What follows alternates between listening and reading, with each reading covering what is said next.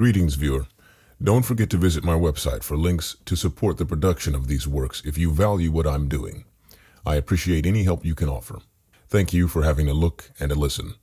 Yours, John Loth. Recorded, edited, and produced by John Loth. The Evolution of Civilizations. An Introduction to Historical Analysis. By Carroll Quigley. Preface to the first edition. This book is not a history. Rather, it is an attempt to establish analytical tools that will assist the understanding of history. Most historians will regard such an effort as unnecessary or even impossible. Some answer must be made to these two objections. Those who claim that no analytical tools are needed in order to write history are naive. To them, the facts of history are relatively few and are simply arranged. The historian's task is merely to find these facts. Their arrangement will be obvious. But it should require only a moment's thought to recognize that the facts of the past are infinite, and the possible arrangements of any selection from these facts are equally numerous. Since all the facts cannot be mobilized in any written history because of their great number, there must be some principle on which selection from these facts is based. Such a principle is a tool of historical analysis. Any sophisticated historian should be aware of the principles he uses and should be explicit to his readers about these. After all, any past event, even the writing of this book, is a fact of history. But most such facts, including this book, do not deserve to be mentioned in the narration of history. If historians are not explicit, at least to themselves, about their principles of selection among the facts of the past and among the many possible arrangements of these facts, all histories will be simply accidental compilations that cannot be justified in any rational way. Historians will continue to write about some of the events of history, while neglecting others equally significant, or even more significant. And they will form patterns for these facts along lines determined by traditional and basically accidental lines, or in reflection of old controversies about the patterns of these facts. This indeed is pretty much what we have in history today. In American history, for example, dozens of books examine and re-examine the same old issues without, in most cases, contributing much that is new or different. The central fact of American history is the process by which a society with European cultural patterns was modified by the selective process of immigration from Europe and the opportunity to exploit the enormous, largely virgin resources of the New World. Yet in most histories of the United States, this subject is hardly mentioned. Instead, we have volume after volume of discussion on the rivalry of Jeffersonians and Hamiltonians, or on the unrealistic problem whether the American Civil War was a repressible or an irrepressible conflict, or on whether the American lapse into isolationism after World War I was caused more by the vindictiveness of Lodge or the inflexibility of Wilson. To the non-American world, the central fact of American history is American technology, what they used to call Fordism, meaning mass production. Until very recently, there was no history of American technology in existence, and even today this vital subject obtains only incidental mention, with an almost total lack of real understanding in most histories of the United States.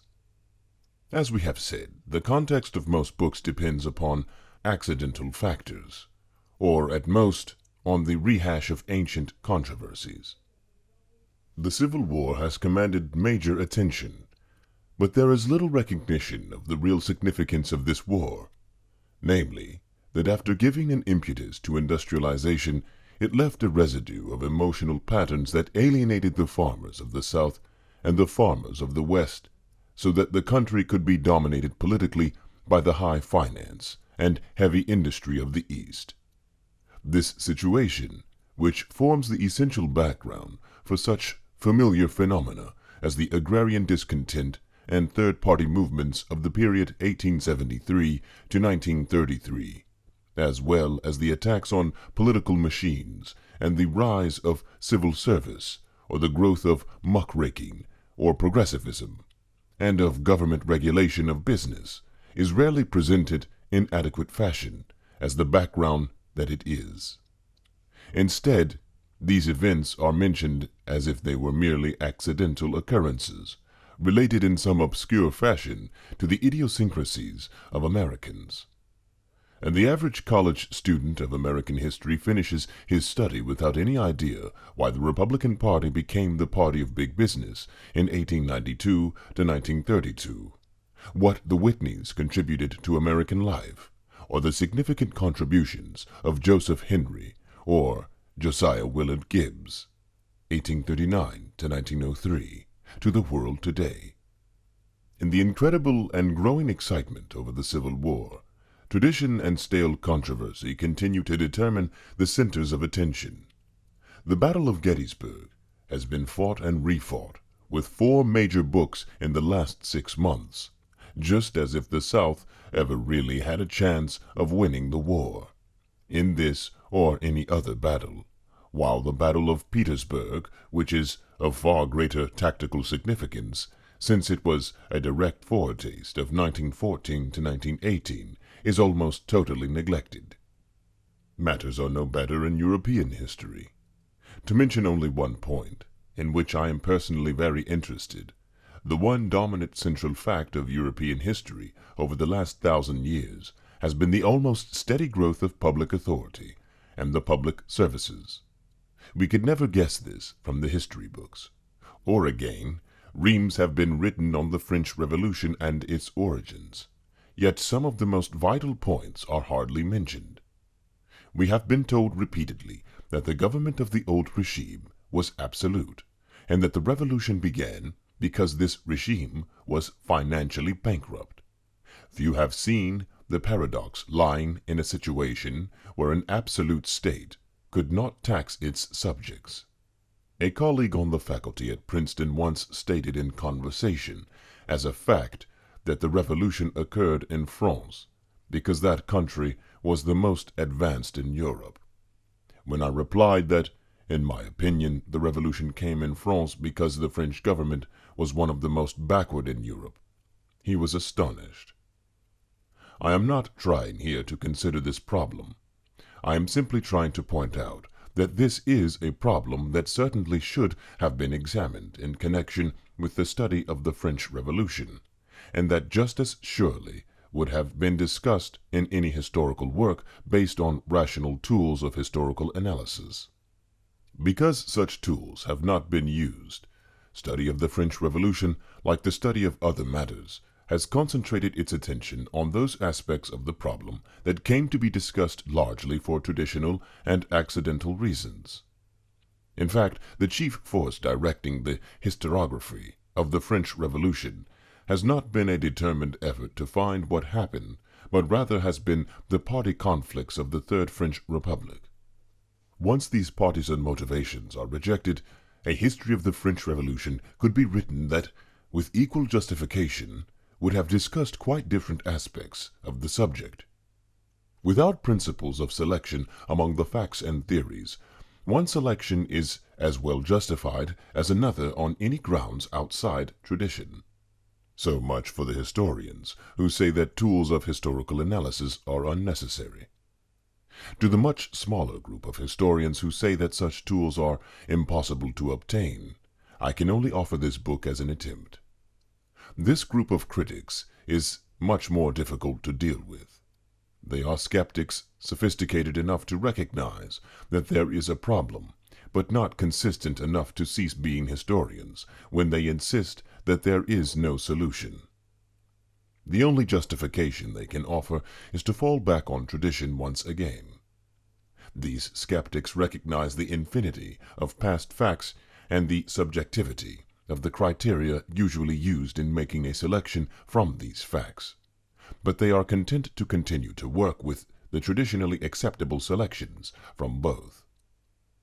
I offer them here principles of selection based on the methods used in science, but I recognize the difficulty of the problem of persuading them that I have anything helpful. As skeptics, these people are almost impervious to persuasion. I came into history from a primary concern with mathematics and science. This has been a tremendous help to me as a person and as a historian. Although it must be admitted, it has served to make my historical interpretations less conventional than may be acceptable to many of my colleagues in the field. My greatest personal debt to historians has been to Frederick William Maitland and to Charles Howard McIlwain. The former I did not know, although his influence on me has been very great. The latter, my best-loved teacher, remains the model of my professional life. This book was read in manuscript by Crane Britton of Harvard and A.L. Rose of All Souls College, Oxford. It has benefited from their diametrically opposed opinions. To Professor Brinton, as teacher and friend during 3 decades, I owe many favors. A word of thanks is also due to the great and lamented scholar, the late Donald Cope Mackay of Harvard, who, as my undergraduate tutor, first introduced me to ancient history. And finally, no words can express my gratitude to my wife, Lillian Fox Quigley, whose patient and expert assistance has made many rough roads smooth during the quarter century since we first went off to Europe when she was in her teens. Signed, Oxford, England, June 1961. If you enjoyed this recording, you can find more and support the production of these works at my website, johnlothe.wordpress.com. That's www.johnlothe.wordpress.com. Thanks for having a look and a listen. Your friend, John Lothe.